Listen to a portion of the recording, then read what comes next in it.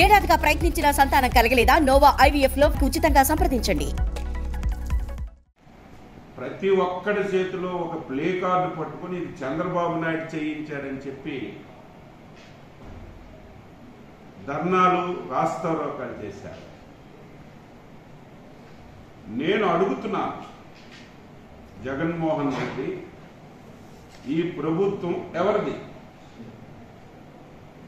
నీ పర్యటనలో 3 గంటలు పవర్ కట్ అయింది.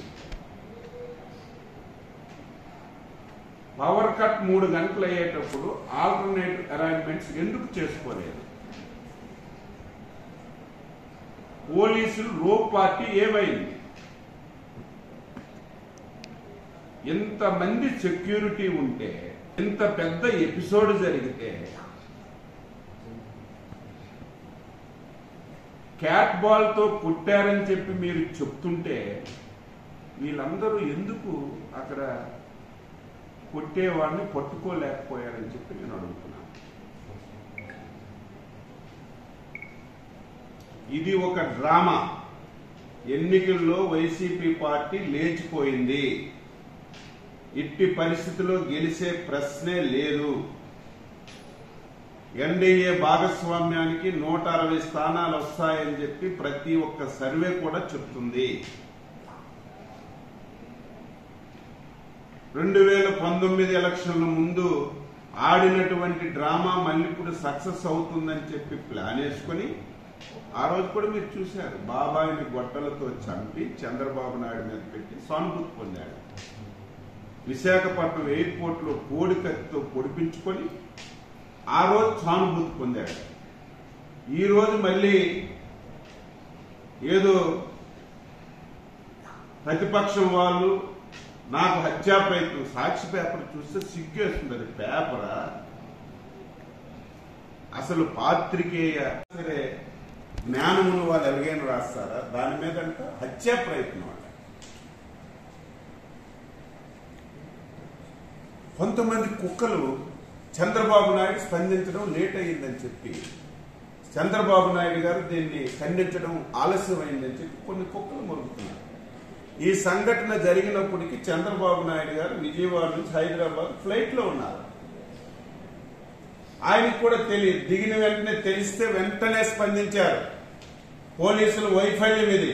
పోలీసులు ఒకవేళ జరిగి ఉంటే ఎందుకు పట్టుకోలేరు, ఎవరి వల్ల జరిగింది అని చెప్పి పోలీసులు, నీ పోలీసులు, కరెంటు పోయిందంటే నీ ఏఈలు, నీ ఎస్ఈలు, నీ డిఈలు, నీ ఇంటెలిజెన్స్ మొత్తం టోటల్ గా నువ్వు నీ చేతిలో పెట్టుకొని సిగ్గు లేకుండా చంద్రబాబు నాయుడు మీద, ప్రతిపక్షాల మీద నువ్వు దాడి చేస్తావు. నేను అడుగుతున్నాను, ఏం జగన్మోహన్ రెడ్డి, మేము ప్రజాస్వామ్య వాదులం కాబట్టి, ప్రజాస్వామ్యాన్ని నమ్మాం కాబట్టి నీ మీద దాడి జరిగినా జరగకపోయినా ఖండించాం మేము.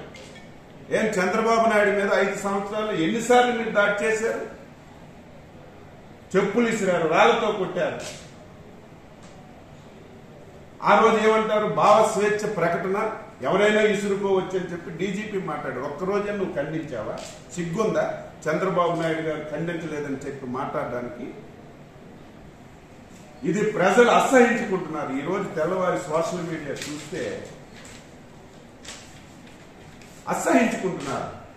ఇది ఒక ప్రణాళికాబద్ధంగా జరిగింది.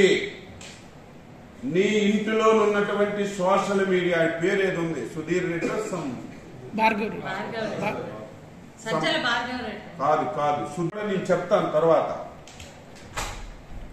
ఎవరైతే జగన్మోహన్ రెడ్డి సోషల్ మీడియా చూస్తున్నటువంటి వ్యక్తి, గతంలో జడ్జిల మీద కూడా తప్పుడు కామెంట్లు చేసి జైలుకెళ్లి జైలు శిక్ష అనుభవించి వచ్చినటువంటి వ్యక్తి, 4 రోజుల ముందు ఎక్స్ లో ఒక పోస్ట్ పెట్టాడు.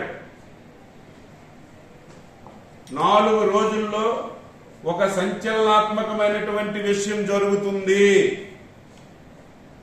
దీనివల్ల రేపు ఎలక్షన్ లో చాలా మార్పులు రాబోతున్నాయని చెప్పి 4 రోజుల ముందు నీ ఇంటిలో ఉన్న మనిషి ఎక్స్ లో పోస్ట్ పెట్టి అదే 4 రోజుల తర్వాత ఈ రకమైనటువంటి డ్రామా వచ్చిందంటే ఇది కేవలం నువ్వు వాడుతున్నటువంటి నాటకం అని చెప్పి సందర్భంగా తెలియజేస్తున్నాను. ఎలక్షన్ కమిషన్ కి, నేను కోరుతున్నాను, ఇమీడియట్ గా ఈ కేసుని సిబిఐకి మీరు అప్పచెప్పాలి. ఈ డ్రామాకి తెర దించాలి. వాళ్ళలోని వాళ్లే చేసుకుని ఎలక్షన్లలో లబ్ధి పొందాలని, సింపతి పొందాలని ప్రయత్నం గురించే ఈ రోజు ఈ నాటకం ఆడుతున్నాడని చెప్పి తెలియజేస్తున్నాను. వాళ్ళ కార్యకర్తలు కూడా ఎందుకు ఇంత డ్రామా అని చెప్పి అనుకుంటున్నారు, ఎందుకు ఈ రకంగా జగన్మోహన్ రెడ్డి చేస్తున్నాడని చెప్పి వాళ్ళు కూడా అసహించుకున్నటువంటి పరిస్థితి ఉందని చెప్పి ఈ సందర్భంగా తెలియజేస్తున్నాను. ఇది ఒక పెద్ద డ్రామా. ఎలక్షన్ కమిషన్ ఇమీడియట్ గా ఇన్వాల్వ్ అవ్వాలి.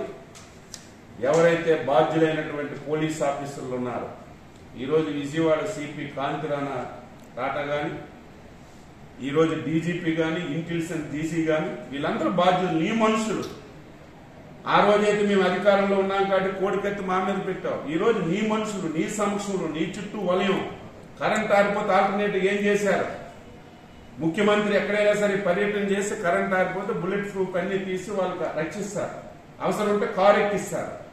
కానీ అది ఏమీ లేకుండా వీళ్ళు ప్రణాళికబద్ధంగా ఇచ్చేశారని చెప్పి సందర్భంగా తెలియజేస్తూ ప్రజలకి అర్థం చేసుకోమని చెప్పి కోరుతున్నాను.